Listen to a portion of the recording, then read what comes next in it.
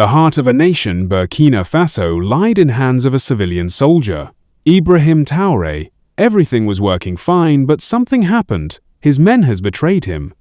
The military government grounds were bathed in the last light of day, the sky a fiery red.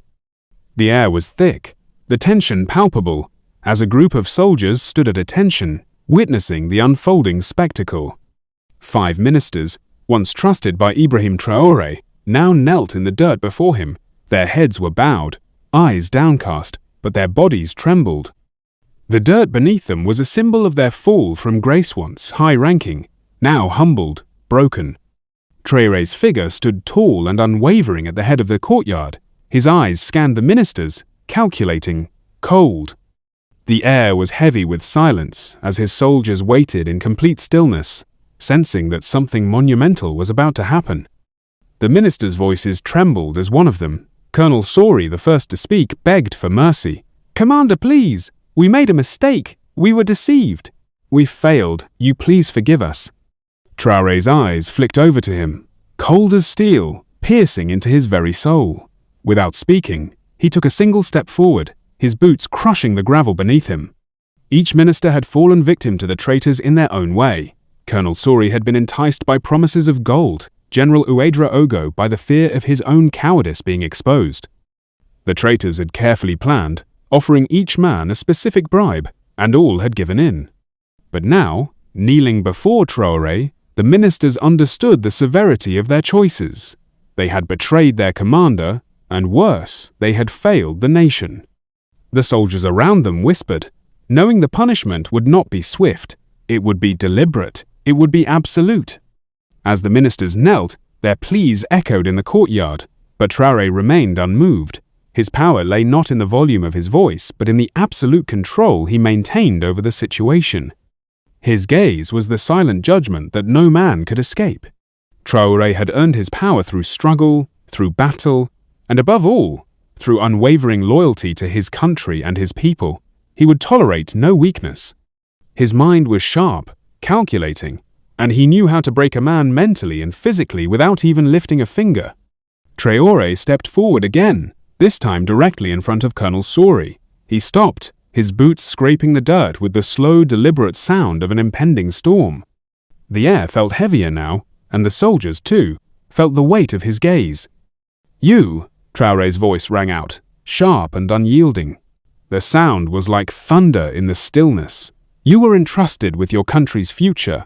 You failed. You allowed your greed to blind you." In an instant, Traoré pointed his finger directly at Traoré. The force of the motion sent a shiver down every soldier's spine, but the minister before him dared not look up. The accusation hung in the air like a guillotine.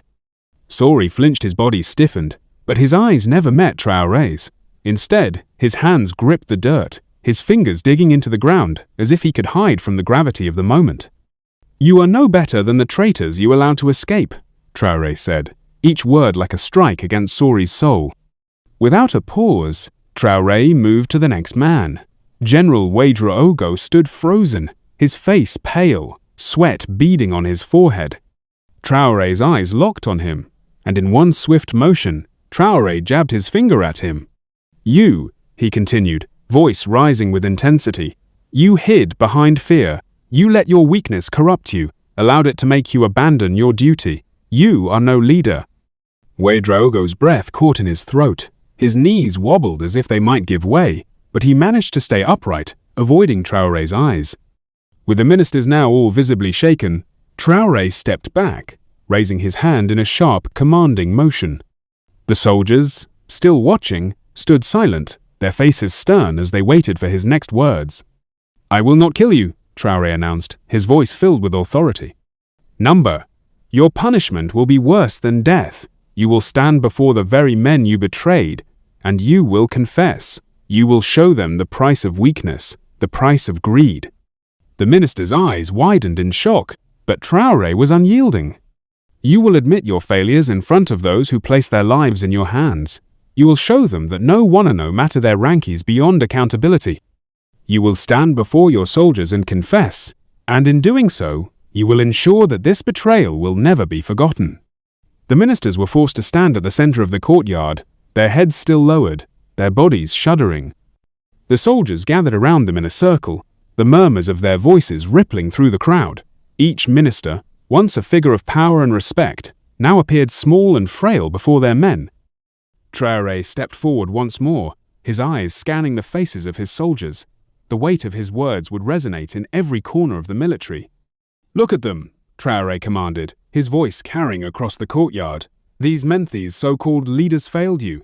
They failed you for greed, for fear, for ambition." With a sharp movement, he gestured toward the ministers. "This is what happens when betrayal takes root. This is the price of weakness." The ministers stood frozen as they were forced to confess.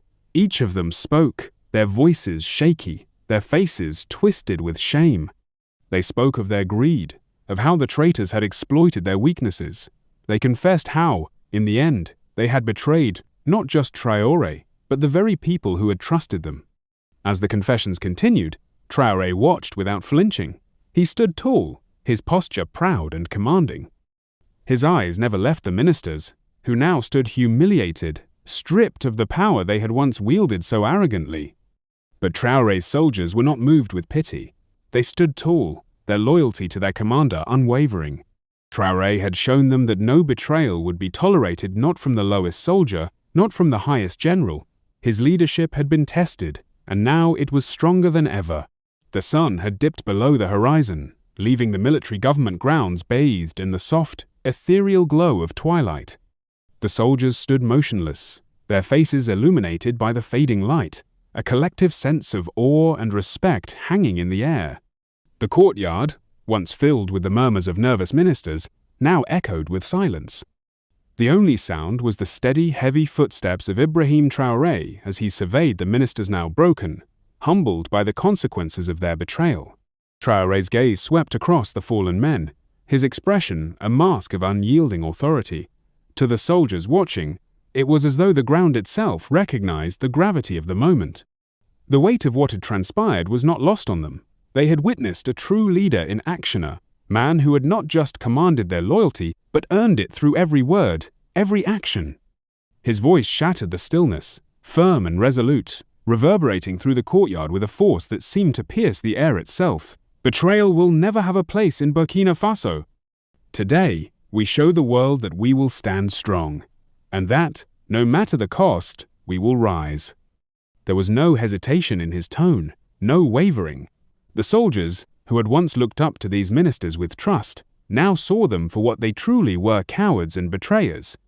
But under Traoré's leadership, their failure had been exposed, their shame laid bare for all to see. The lesson was clear: betrayal, greed, and fear would never hold sway in the land that Ibrahim Traoré had fought so hard to protect.